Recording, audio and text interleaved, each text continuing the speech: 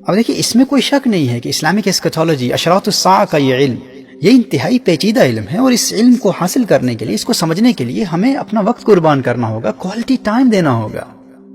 الحمدللہ اس کو میں نے کئی گھنٹوں پر مشتمل انگلش سیمینارز کی صورت میں باقاعدہ پڑھایا ہے،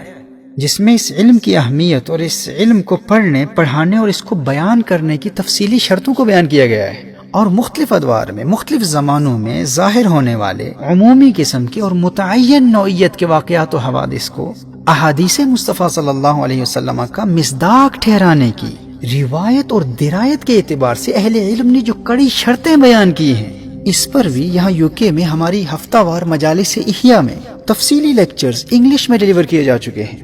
لیکن پھر بھی دوستوں کی جانب سے کچھ اردو سپیکنگ علماء، ٹی وی اینکرز اور کچھ محققین کے بیانات کی روشنی میں چند عجیب قسم کے سوالات آئے ہیں۔ تو تحریک کے کارکنان نے کہا کہ چونکہ وہ انگلش لیکچرز تو کئی گھنٹوں پر مشتمل ہیں، بہت تفصیلی ہیں، تو اردو بولنے سمجھنے والوں کے لیے بھی ان بیانات کا کم از کم خلاصہ پیش کر دیا جائے، تاکہ ان تمام علامات کی ترتیب بھی واضح ہو جائے اور احادیث میں پائے جانے والے ظاہری تعارض کا ازالہ اور وضاحت بھی ہو جائے۔ تو اس حوالے سے ایک صاحب نے ہم سے رابطہ کیا کہ پاکستان کے ایک مشہور سپیکر ہیں جنہیں اس فن کا محقق مانا جاتا ہے۔ انہوں نے اپنے ایک لیکچر کے آخر میں کہا ہے کہ 2021 میں مئی کے مہینے میں امام مہدی رضی اللہ تعالیٰ عنہ کا ظہور متوقع ہے، اور 2023 نزول عیسیٰ علیہ السلام کا سال ہو سکتا ہے۔ Meaning, according to this speaker, in the year 2021, in May, there is a possibility of the appearance of Imam Mahdi radiallahu ta'ala anhu. And 2023 can be the year of the second appearance of Sayyidina Isa ala nabiyyina wa alayhi salatu wassalam. So this is according to this famous speaker, this renowned orator from Pakistan. And he doesn't claim that this will definitely happen. He mentions that there is a possibility of this happening. And we respect him. He's our senior. We love him and respect him immensely. He is a very sincere and highly respected scholar in his own field, but we don't have to agree with everything that he says. اب دیکھیے جن صاحب نے ہم سے یہ سوال کیا تو وہ ایک کاروباری شخصیت ہے اور وہ اکثر سفر پر رہتے ہیں۔ انہوں نے یہ لیکچر سنتے ہی اپنے اسفار کو کینسل کرنے کی پلاننگ شروع کر دی اور مجھے اسی حوالے سے فون بھی کیا۔ اب چونکہ وہ ان کی شخصیت سے بہت متاثر تھے، اور جیسے میں نے کہا کہ یقیناً یہ محقق، یہ اسپیکر ایک انتہائی مخلص اور خوش عقیدہ شخصیت ہیں اور ہمارے سینئر ہیں، ہم ان کا احترام کرتے ہیں، لیکن یہ ان کا ذاتی نقطہ نظر ہے اور احادیث کے حوالے سے ان کے فہم کی خطا ہے، اور انہوں نے کوئی قطعی جزم اور اعتماد اور وثوق کے ساتھ بھی یہ دعویٰ نہیں کیا۔ انہوں نے کہا یہ ممکن ہے کہ ایسا ہو جائے، لیکن جب بھی کوئی کسی حدیث مصطفیٰ صلی اللہ علیہ وآلہ وسلم کی روشنی میں کسی مخفی علم یا کسی روحانی علم کو ملا کر کوئی نتیجہ اخذ کرتا ہے اور اس نتیجے کی روشنی میں کسی حدیث کا انکار لازم آتا ہے اور وہ دعویٰ میڈیا کے ذریعے عام ہو جائے اور سوشل میڈیا پر بھی پھیل جائے، تو اس کی توضیح و تنقیح اور علمی تعاقب ضروری ہوتا ہے۔ آپ سمجھ سکتے ہیں کہ یہ مسئلہ کس قدر حساس ہے کہ جب ہم اس علم کے حوالے سے احادیث کی روشنی میں کلام کریں گے تو لوگ اسے ہمارے نقطۂ نظر اور ہمارے ذاتی فہم سے تعبیر نہیں کریں گے، وہ کہیں گے کہ بھائی یہ صاحب تو حدیث مصطفیٰ صلی اللہ علیہ وسلم کی روشنی میں کلام کر رہے ہیں۔ اب اگر احادیث کی روشنی میں چند مہینوں کے بعد امام مہدی رضی اللہ تعالیٰ عنہ کا ظہور ہونے والا ہے اور 2023 میں حضرت عیسیٰ علیہ السلام کی آمد ہوگی، تو اب ہم کسی اور دینی کام یا کسی دنیاوی کاروبار کے بارے میں ہم سوچ بھی کیسے سکتے ہیں؟ اب تو دجال آنے والا ہے، اب تو ہم نے دجال سے لڑنا ہے، اب تو ہم نے امام مہدی رضی اللہ تعالیٰ عنہ کی فوج میں شامل ہونا ہے۔ اگر اسی سال میں 2021 کے مئی کے مہینے میں امام مہدی رضی اللہ تعالیٰ عنہ کے ممکنہ ظہور کا اعلان احادیث کی روشنی میں کیا جا چکا ہے، تو یقیناً پھر لوگ اپنی باقی ساری دینی اور دنیاوی کمٹمنٹس کو کینسل کریں گے تاکہ امام مہدی کی فورس کے سپاہی بن سکیں۔ تو اس حوالے سے میں نے ان صاحب سے کہا تھا کہ اس علم کی روشنی میں بہت مشکل سے یہ ثابت کرنا تو ممکن ہو سکتا ہے کہ امام مہدی کا 2021 کے مئی کے مہینے میں ظہور ہو جائے، لیکن اس کے لیے پھر یہ بھی تسلیم کرنا ہوگا کہ ان کے نزدیک ہم اس وقت فتنہ امیہ کے 18 یا 12 سال کے زمانے میں ہیں، جس کا حدیث میں ذکر ہے۔ ایک حدیث میں فتنہ امیہ کے حوالے سے 18 سال بیان کیے گئے اور ایک میں 12 سال بیان کیے گئے، یعنی ان کے نزدیک فتنہ سرا اور فتنہ احلاس اور فتنہ دہیما کا زمانہ گزر چکا، اور اب ہم اس فتنے کے دور میں جسے حدیث میں فتنہ امیہ سے تعبیر کیا گیا ہے، کیونکہ اس فتنہ امیہ کے خاتمے پر امام مہدی رضی اللہ تعالیٰ عنہ کی آمد کی پہلی واضح علامت کا ظہور ہوگا، جسے متعدد صحیح احادیث میں بیان کیا گیا ہے۔ صحیح مسلم کی حدیث ہے، سیدنا ابو ہریرہ رضی اللہ تعالیٰ عنہ روایت فرماتے ہیں کہ نبی کریم صلی اللہ تعالیٰ علیہ وآلہ وسلم نے ارشاد فرمایا لا تقوم الساعة حتى يحسر الفرات عن جبل من ذهب، قیامت اس وقت تک قائم نہیں ہوگی جب تک کہ دریائے فرات سے سونے کا پہاڑ نمودار نہ ہو۔ یہ صحیح مسلم کی کتاب الفتن کی حدیث ہے، اور الاشاع لاشراط الساعہ یہ امام برزنجی کی کتاب ہے۔ اس علم کے حوالے سے ٹی وی چینلز پر اور سوشل میڈیا پر کلام کرنے والے وہ کم از کم اس کتاب کا مکمل مطالعہ کر لیں۔ میں نے اس علم کے حوالے سے عربی زبان میں لکھی گئی کتابوں کی ایک طویل لسٹ ریکمینڈ کی ہے، اور اس بات پر بھی میں نے بہت زور دیا تھا کہ کم از کم اس موضوع پر بیان کرنے سے قبل اس علم کے کسی ماہر عالم سے کم از کم یہ ایک کتاب تو ضرور پڑھ لیں۔ اور یاد رکھیں اس کے لیے صرف عربی زبان کا جاننا کافی نہیں ہے، اس عالم کے لیے بھی ضروری ہے کہ وہ اس فن میں گہری نظر رکھتا ہو۔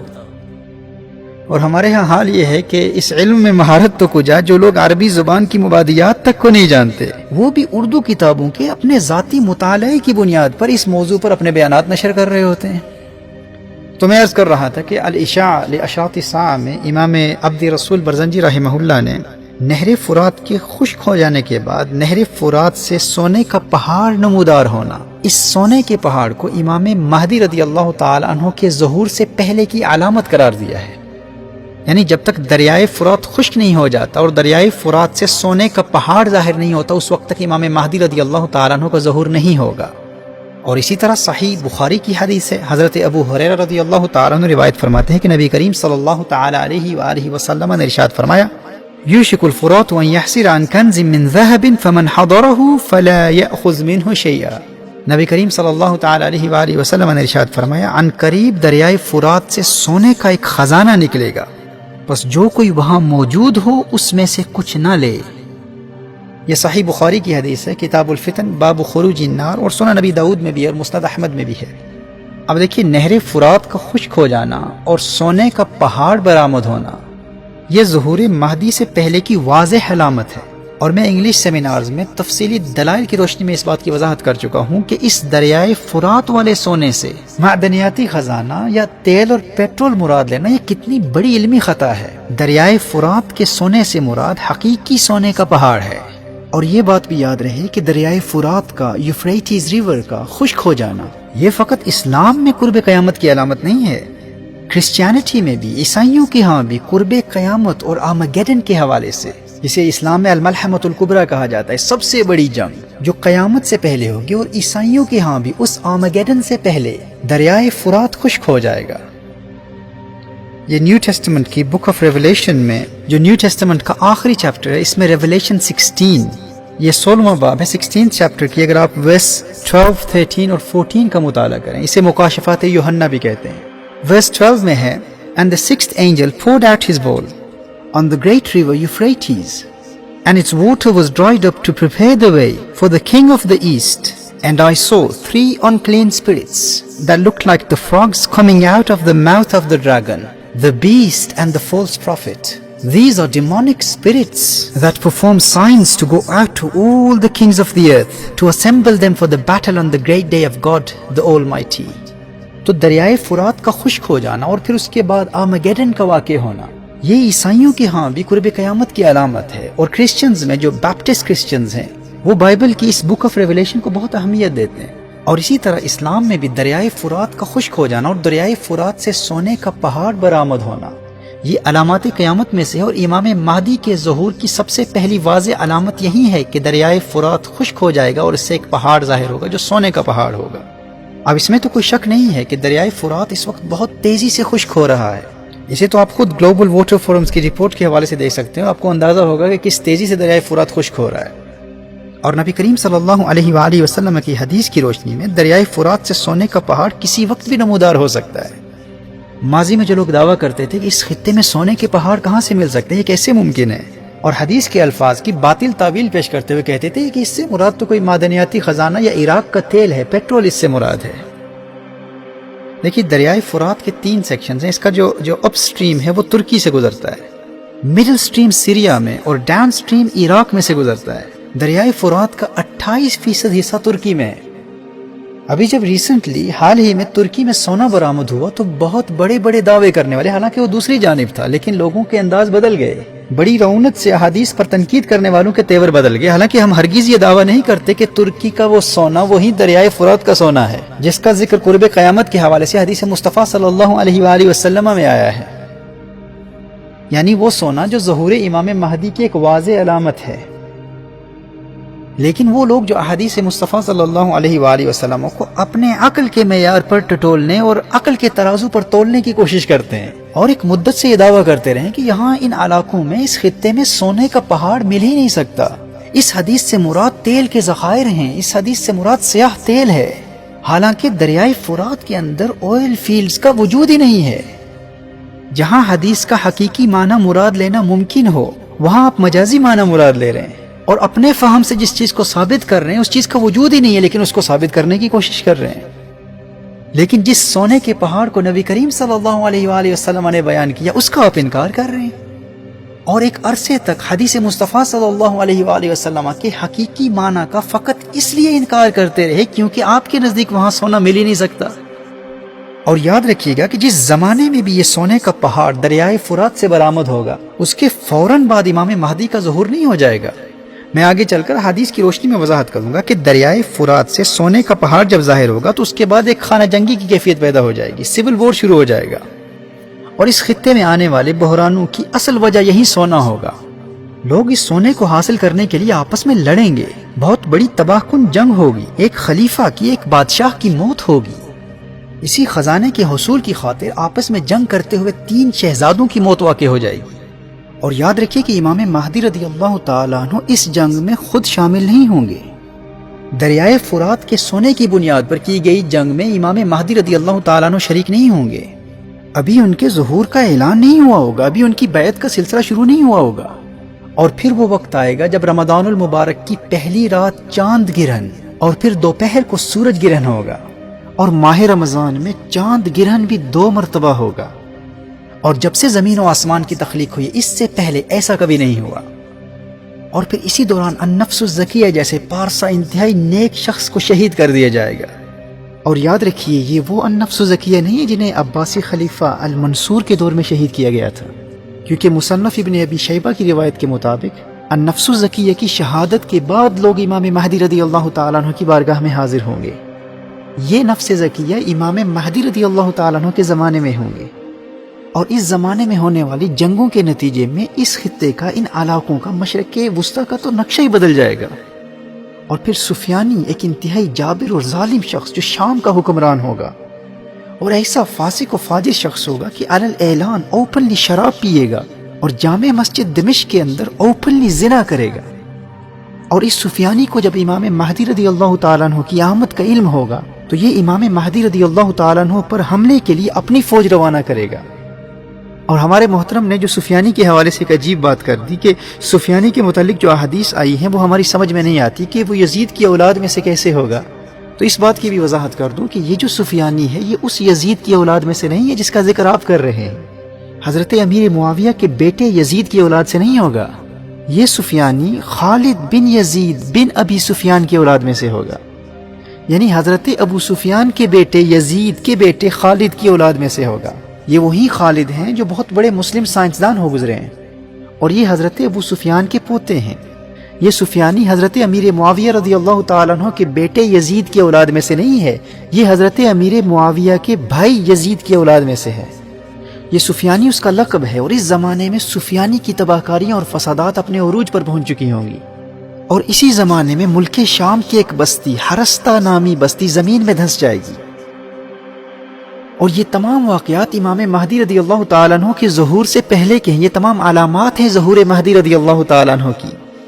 اگر امام مہدی رضی اللہ تعالیٰ عنہ نے اسی سال 2021 کے مئی کے مہینے میں آنا ہے تو یہ سارے واقعات ہمیں مد نظر رکھنے ہوں گے۔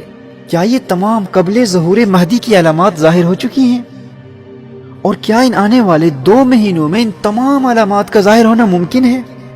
اور یاد رکھیے گا کہ ظہور امام مہدی رضی اللہ تعالیٰ عنہ سے پہلے یہ فتنے اس قدر شدت پکڑ جائیں گے کہ نعیم بن حماد نے حضرت سعید بن مسیب رضی اللہ تعالیٰ عنہ کا فرمان نقل کیا ہے کہ شام میں اتنے فتنے برپا ہوں گے کہ ایک مقام پر جو ہی فتنہ ختم ہوگا دوسرے مقام پر شروع ہو جائے گا.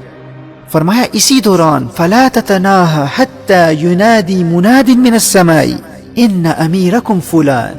اس وقت تک یہ فتنے رکیں گے نہیں جب تک آسمان سے ایک منادی کی ندا نہ آ جائے کہ تمہارا امیر فلاں ہے. یعنی امام مہدی رضی اللہ تعالیٰ عنہ کی آمد ہو چکی ہے، ان کا ظہور ہو چکا ہے. یہ حدیث نعیم بن حماد کی کتاب الفتن میں ہے جو امام بخاری اور امام مسلم کے استاد ہیں. اور دوسری روایت میں ہے کہ آسمان سے یہ آواز آئے گی ھذا خلیفۃ اللہ المہدی فاسمعوا له واطیعوہ، یہ اللہ کا خلیفہ المہدی ہے، اس کی اطاعت کرو. اور یہ آواز مشرق و مغرب میں گونج اٹھے گی، اور اس آواز کی گونج ایسی ہوگی کہ سونے والے بیدار ہو جائیں گے. اس آواز کو سن کر سونے والے اٹھ کھڑے ہوں گے. اور امام مہدی مدینہ منورہ میں ہوں گے اور مدینہ منورہ سے مکہ مکرمہ پہنچ کر اقتدار سنبھالیں گے. اور پھر کچھ وقت گزرنے کے بعد امام مہدی رضی اللہ تعالیٰ عنہ پر حملے کے لیے سفیانی اپنی فوج بھیجے گا، اور سفیانی کی یہ فوج بیدا کے مقام پر زمین میں دھس جائے گی. اب چونکہ سفیانی کی اس فوج کا زمین میں دھس جانا امام مہدی کے ظہور کی علامات میں سے ایک واضح علامت ہے. اہل علم نے احادیث کی روشنی میں اس علامت کو ظہور مہدی کی ایک بڑی اور واضح علامات میں شمار کیا ہے. جب سفیانی کی فوج زمین میں دھس جائے گی، اس علامت کے ظاہر ہونے کے نتیجے میں دنیا بھر کے اہل اللہ، اولیاء اللہ، ابدال الشام، شام کے بڑے بڑے ابدال اور اصائب عراق مکہ مکرمہ میں کعبۃ اللہ کے سامنے مقام ابراہیم اور رکن حجر اسود کے درمیان امام مہدی رضی اللہ تعالیٰ عنہ کے ہاتھ پر بیعت کریں گے. اور حضرت عبداللہ ابن عباس رضی اللہ تعالیٰ عنہ کی روایت کی روشنی میں اصحاب کہف بھی امام مہدی رضی اللہ تعالیٰ عنہ کے مددگاروں میں شمولیت کے لیے آ جائیں گے. اور امام بدر الدین عینی علیہ رحمہ نے عمدۃ القاری صحیح بخاری کی شرح میں اپنی تحقیق کی روشنی میں اس حدیث کی سند کو مرفوع لکھا ہے. اور آگے چل کر دجالی فتنوں کے مقابلوں کی تیاری کے حوالے سے میں کلام کروں گا کہ کس طرح ہم اپنے آپ کو تیار کر سکتے ہیں. اگر ہم اس وقت زندہ ہوئے یا ہماری اولادیں اس وقت موجود ہوں تو دجالی فتنوں سے بچنے کے حوالے سے ہماری حفاظت کے لیے روحانی اور مسنون طریقے کیا ہیں. اس ضمن میں سورۃ الکہف کی اہمیت اور سورۃ الکہف اور اصحاب کہف کا جو آپس میں باہمی ربط ہے، اس پر انشاءاللہ آگے چل کر تفصیل سے کلام کروں گا. تو میں امام مہدی رضی اللہ تعالیٰ عنہ کے ظہور سے پہلے کی اور بعد کی چند بڑی واضح علامات پر کلام کر رہا تھا. اسی طرح منصور جو کہ اہل بیت میں سے ہوں گے اور ان کا لقب الحارث ہوگا، اور اہل علم کے نزدیک یہ منصور امام مہدی رضی اللہ تعالیٰ عنہ کے بھائی یا چچا زاد ہوں گے، اور ان کی دائیں ہتھیلی پر ایک سیاہ تل ہوگا، اور وہ اس وقت مشرق کے آخری کونے میں ہوں گے اور اہل خراسان کے ساتھ مل کر امام مہدی کے حق میں سفیانی سے براہ راست مقابلہ کریں گے. اب اس چچا زاد بھائی کے حوالے سے روایات میں بہت اختلاف ہے، آگے چل کر میں اس کی وضاحت کروں گا. اچھا دیکھیے، سفیانی کی فوج جب اللہ کے عذاب کا شکار ہو کر زمین میں دھس جائے گی، اس کے بعد کے زمانے میں جب اہل اللہ امام مہدی کے ہاتھ پر بیعت کر چکے ہوں گے اور عام مسلمان بھی امام مہدی رضی اللہ تعالیٰ عنہ کے ہاتھ پر بیعت ہو چکے ہوں گے، پھر وہ وقت آئے گا جب امام مہدی رضی اللہ تعالیٰ عنہ سفیانی سے جنگ کے لیے روانہ ہو کر حد شام تک سفر کریں گے، اور سفیانی کو گرفتار کر کے امام مہدی رضی اللہ تعالیٰ عنہ کی بارگاہ میں لایا جائے گا، اور امام مہدی رضی اللہ تعالیٰ عنہ سفیانی کو قتل کریں گے. اور یہاں امام مہدی رضی اللہ تعالیٰ عنہ کے ذریعے سفیانی کی تباہ کاریوں، فسادات اور ظلم و ستم کا سلسلہ ختم ہو جائے گا. اور پھر دنیا یہ نظارہ بھی دیکھے گی کہ زمین اپنے جگر کے ٹکڑے سونے کے ستونوں کی طرح ظاہر کرے گی.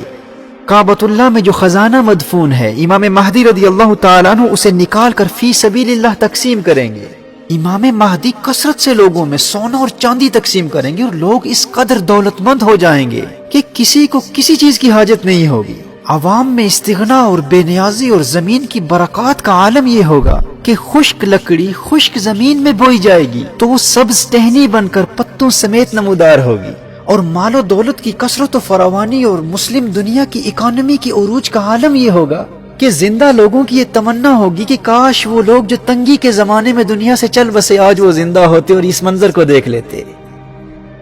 اللہ اکبر. دیکھیے، آج جب پورا عالم کفر اسلام کے چراغ کو بجھانے کی جد و جہد میں کوشاں ہے اور تمام مسلم دنیا انتہائی قسم پرسی اور پسماندگی کی کیفیت میں ہے، جب ایسے مایوس کن حالات میں ہم ان احادیث کو سنتے ہیں تو امید کی ایک کرن نظر آتی ہے، اور یہی وہ امید ہے جو ہمارے اندر ہمت اور حوصلہ اور محنت کا جذبہ بیدار کرتی ہے کہ وہ دن دور نہیں ہے جب ملت اسلامیہ کو اس کے عروج رفتہ سے دوبارہ آشنا کرایا جائے گا، ہمیں ہماری کھوئی ہوئی وراثت پھر ملے گی۔ جامع ترمذی کی حدیث ہے، فرمایا لا تذهب الدنيا حتى يملك العرب رجل من اہل بیتی۔ سبحان اللہ، فرمایا یہ دنیا اس وقت تک ختم نہیں ہوگی جب تک میرے اہل بیت سے ایک مرد عربوں کا حاکم نہ بن جائے۔ اور سنن نبی داؤد کی حدیث ہے، فرمایا اللہ جل وعلا مجھ سے یا میرے اہل بیت سے ایک مرد کو بھیجے گا، یملأ الارض قسطا وعدلا كما ملئت ظلما وجورا، جو زمین کو عدل و انصاف سے ایسے بھر دے گا جیسے یہ زمین ظلم اور جور سے بھری ہوئی ہے۔ اور سنن نبی داؤد ہی کی ایک اور حدیث ہے، فرمایا المہدی من عترتی من ولد فاطمہ، وہ کون ہوگا جو دنیا کا نقشہ بدل دے گا؟ فرمایا یہ مہدی میری عطرت سے، میری فاطمہ کی اولاد سے ہوگا۔ سبحان اللہ، یاد رکھنا وہ مرد مجاہد جو آج کے اس مفلسی، غربت، قسم پرسی، پسماندگی اور ظلم و ستم کے زمانے کو عدل و انصاف، امن و آشتی، محبت اور رواداری، دولت اور خوشحالی کے زمانے میں بدل دے گا۔ وہ کون ہوگا؟ وہ فاطمہ تو زہرا کی اولاد میں سے ہوگا، اس کی رگوں میں میرے آقا کا خون دوڑ رہا ہوگا۔ اور امام برزنجی نے الاشاع لاشراط الساعہ میں لکھا ہے کہ یہ وہ دور ہوگا جب آل محمد سے بغض رکھنے والے دنیا سے مٹ جائیں گے، تمام مخلوق اس زمانے میں آل محمد سے محبت کرنے والی ہوگی۔ اب دیکھیے، ابھی جو میں نے اپنی اس تمہیدی گفتگو میں امام مہدی رضی اللہ تعالیٰ عنہ کے ظہور سے پہلے کی جتنی علامات بیان کی ہیں، کیا یہ تمام واقع ہو چکی ہیں؟ تو اس بات کو ہم کس تناظر میں دیکھیں گے کہ امام مہدی رضی اللہ تعالیٰ عنہ 2021 کے مئی کے مہینے میں آئیں گے، ابھی ہم فروری کے مہینے میں، اور درمیان میں مارچ، اپریل اور پھر مئی کا مہینہ آ جائے گا، درمیان میں صرف 2 مہینے باقی ہیں۔ تو کیا ان 2 مہینوں میں یہ سب کچھ ہو جانا ممکن ہے؟ امام مہدی کے ظہور سے پہلے کی جو علامات میں نے بیان کی ہیں انہیں آپ ریوائنڈ کر کے بار بار سنیں، کم از کم آج کے ان فتنوں کے زمانے میں ہر مسلمان کے لیے ان علامات کا جاننا ضروری ہے، اور اپنے بچوں کو بھی امام مہدی کے ظہور سے پہلے کی علامتیں اور بعد کی علامتیں بھی بار بار سنائیں اور یاد کرائیں۔ This is necessary knowledge for every Muslim. It's the responsibility of the parents to teach their children the signs of Qiyamah in order to protect them from the tribulations of Dajjal, the signs of the Day of Judgment, the signs of Imam Mahdi radiyallahu ta'ala anhu, the appearance of Dajjal, the descent of Sayyidina Isa ala nabiyyina wa alayhi salatu wassalam, and the sequence of the manifestation of these events. تو میں یہ عرض کر رہا تھا کہ کیا ان 2 مہینوں میں ان تمام علامات و حوادث کا وقوع پذیر ہو جانا پاسبل ہے؟ اچھا، اگر ہم برسبیل تنزل یہ تسلیم بھی کر لیتے ہیں کہ ان 2 مہینوں میں یہ دریائے فرات کا خشک ہو جانا اور سونے کا پہاڑ نمودار ہونا اور یہ تمام واقعات و حوادث اور یہ ساری جنگیں ہو جائیں گی اور ان تمام ممالک کا جغرافیائی اور سیاسی نقشہ ہی بدل جائے گا، اور اسی سال میں ان 2 مہینوں کے بعد مئی کے مہینے میں امام مہدی رضی اللہ تعالی عنہ کا ظہور متوقع ہے، اگر ہم فار آرگیومنٹ سے اسے ایکسپٹ بھی کر لیتے ہیں، اسے قبول بھی کر لیتے ہیں، تو میں یہ پوچھنا چاہتا ہوں کہ پھر ہم یہ کیسے مان لیں کہ 2023 میں 2023 میں حضرت عیسیٰ علیہ السلام کا نزول ہوگا؟ یہ جو کہا گیا ہے کہ 2021 میں حضرت امام مہدی رضی اللہ تعالی عنہ کے ظہور کی توقع ہے، اور 2023 میں حضرت عیسیٰ علیہ السلام کے نزول کو ایکسپیکٹ کیا جا رہا ہے، اور اس کے لیے احادیث بھی پیش کی جا رہی ہیں، اور پھر احادیث کے ساتھ کچھ روحانی علوم، کچھ علم الاعداد اور مخفی علوم کا سہارا بھی لیا جا رہا ہے۔ ہم دیگر روحانی اور مخفی علوم کے قائل ہیں، ہم ان کا انکار نہیں کرتے، لیکن جب ان علوم سے اخذ کیے گئے نتائج صریح احادیث سے ٹکراتے ہیں تو ان کو ایکسپٹ نہیں کیا جا سکتا۔ دیکھیے، میں انشاءاللہ صحیح احادیث کی روشنی میں وضاحت کروں گا کہ امام مہدی رضی اللہ تعالیٰ عنہ کے ظہور کے بعد ان کا دور حکومت کم از کم 7 یا 9 سال تک ہوگا۔ اب اسی عرصے میں خراسان سے کالے جھنڈے والوں کی فوج امام مہدی کی مدد کے لیے آئے گی، اور پھر غزوہ ہند بھی اسی زمانے میں ہوگا، اور امام مہدی کے دور میں غزوہ ہند کا انکار کرنے والوں کا بھی مدلل علمی جواب میں پہلے دے چکا ہوں۔ غزوہ ہند بھی اسی امام مہدی کے دور میں ہوگا، پھر اسی زمانے میں بیت المقدس بھی فتح ہوگا۔ یہ امام مہدی کی فتوحات کا دور ہوگا، امام مہدی بڑی بڑی حکومتوں کا تختہ الٹ دیں گے، اور اسی میں مدینہ منورہ کی ویرانی اور بیت المقدس کے آباد ہونے کا زمانہ بھی ہے، اور پھر دنیا بھر کے یہود اصبہان کے علاقے یا اصفہان کے علاقے یہودیہ میں آباد ہو جائیں گے، جو کہ آج کے ایران میں ہے۔ بیت المقدس فتح ہو چکا ہوگا، اور امام مہدی رضی اللہ تعالیٰ عنہ کا غلبہ دیکھ کر دنیا بھر کے یہودی اپنے مسیحا جسے ہم دجال کہتے ہیں اس کے انتظار میں ایران کے علاقے اصبہان میں یہودیہ کے مقام پر جمع ہو جائیں گے، اور یہ علاقہ آج بھی موجود ہے۔ اور یہ اصبہان کو اسبہان بھی کہا جاتا ہے، اور اصفہان اور اصفہان بھی پڑھا جا سکتا ہے، اور اس کی وضاحت امام نووی رحمہ اللہ اور دیگر اہل علم نے کی ہے۔ وَأَمَّا أَصْبَهَانَ فَهِيَ بِفَتْحِ الْحَمْزَةِ وَكَسْرِهَا وَبِالْبَاءِ وَالْفَاءِ كَمَا قَالَ النَّوَوِي رحمہ اللہ فی شرح مسلم۔ اور آج عام طور پر اصفہان یا اصفہان ہی مشہور ہے، اور یہ یہودیہ کا علاقہ آج کے ماڈرن ڈے ایران کے اصفہان میں آج بھی پایا جاتا ہے، اور وہاں پر آج بھی یہود آباد ہیں، اور یہی وہ یہودیہ کا ایریا ہے جہاں دنیا بھر سے یہود ہجرت کر کے جمع ہو جائیں گے۔ دیکھیے اس زمانے میں تمام یہودی متحد ہو چکے ہوں گے، اور اسرائیل کی ریاست کے حوالے سے دور حاضر کی یہودیوں میں جو اختلافات پائے جاتے ہیں یہ اختلافات ختم ہو جائیں گے۔ آج کے زائنسٹ یہود اور آرتھوڈوکس یہود آپس میں متحد ہو جائیں گے، کیونکہ زائنسٹ یہودی، صہیونی یہودی اس وقت ہیکل سلیمانی کی تیسری تعمیر کے لیے جدوجہد کر رہے ہیں۔ ان کا نظریہ یہ ہے کہ جب ہم اسٹیٹ آف اسرائیل کو مکمل طور پر قائم کر لیں گے تو پھر ہمارا مسیحا آئے گا، جبکہ آرتھوڈوکس جوز، آرتھوڈوکس یہود، ان کا یہ دعویٰ ہے کہ جب ہمارا مسیحا آ جائے گا تو وہ خود آ کر ہمیں ہمارا حق دلوائے گا اور ہمیں اس ریاست میں آباد کرے گا۔ تو یاد رکھیے خروج دجال کے زمانے میں یہ سارے متحد ہو جائیں گے، کیونکہ پھر آرتھوڈوکس یہود بھی کہیں گے کہ ہمارا مسیحا تو آ چکا ہے، کیونکہ بیت المقدس فتح ہو چکا ہے، امام مہدی رضی اللہ تعالیٰ عنہ نے اقتدار سنبھال لیا ہے۔ اب وہ اپنے نظریات کے مطابق اپنے مسیحا کے ساتھ مل کر سارے متحد ہو کر یروشلم کے حصول کی جدوجہد کریں گے، اور اس زمانے میں یہ تمام روایت پسند یہودی اور تمام صہیونی، تمام زائنسٹ اور آرتھوڈوکس یہود اور ان کی تمام برانچیز، حریدی، مسورتی، ہیلونی، داتی،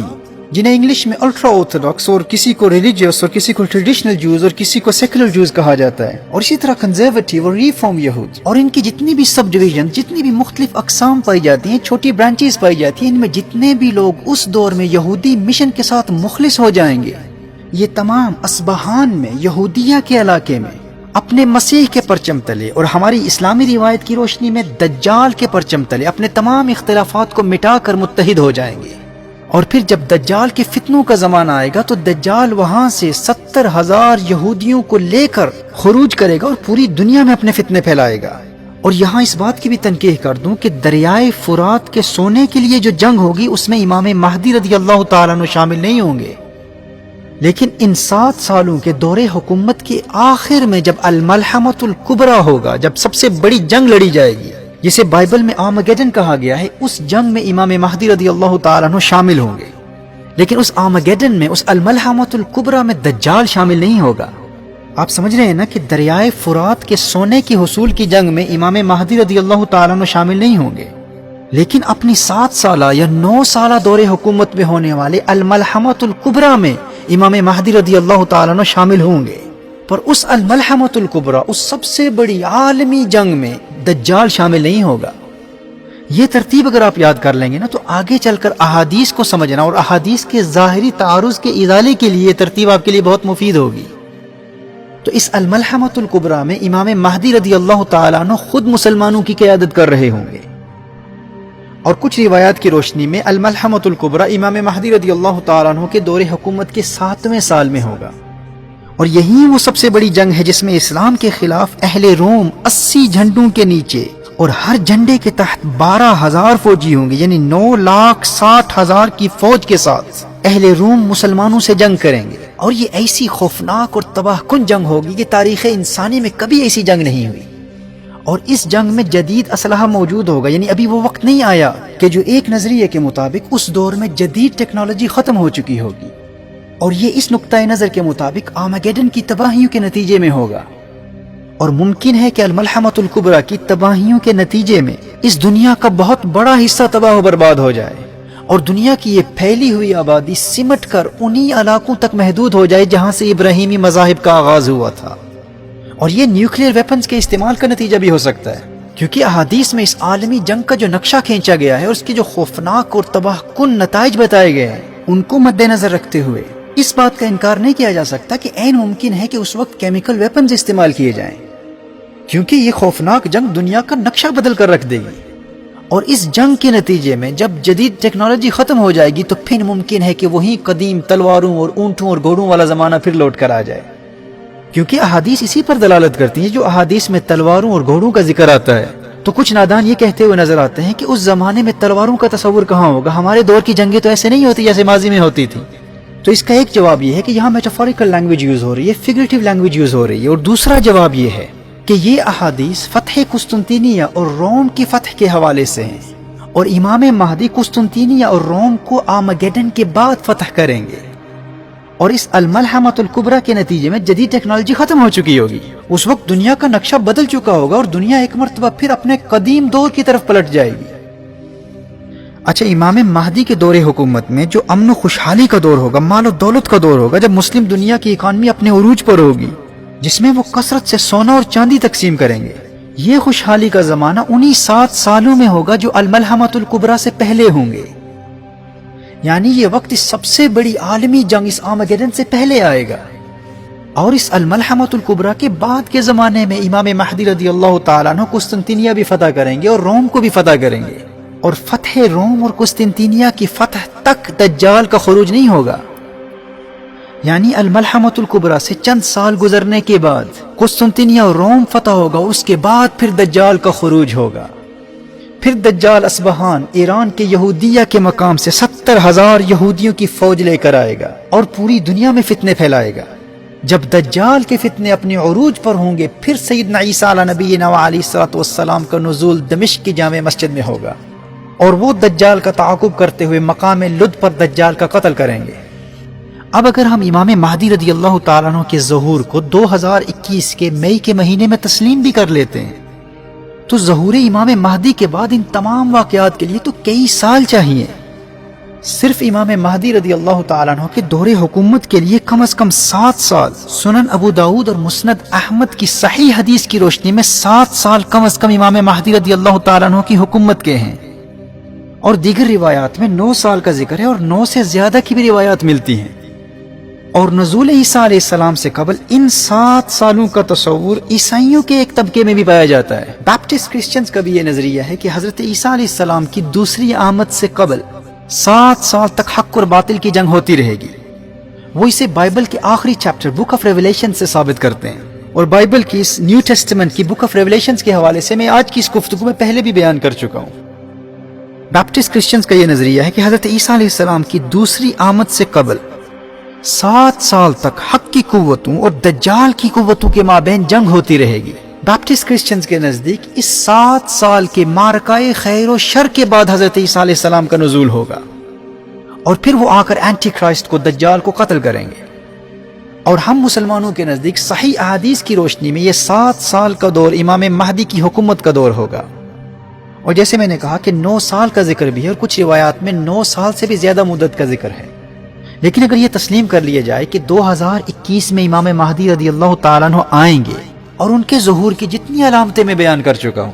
جن کے متعلق میں پہلے بھی کہہ چکا ہوں کہ ان کو بار بار سنیے گا تاکہ آپ کو یہ ذہن نشین ہو جائیں۔ اگر آپ پھر سنیں گے تو آپ کو اندازہ ہوگا کہ ان 2 مہینوں میں ان تمام علامتوں کا ظاہر ہو جانا بہت مشکل ہے، لیکن اگر ہم اس کو تسلیم بھی کر لیں تو پھر بھی حضرت عیسیٰ علیہ السلام کے نزول تک کے زمانے کے لیے کم از کم 10-12 سال تو لگیں گے نا۔ اور یہ بھی کم از کم مدت بیان کر رہا ہوں،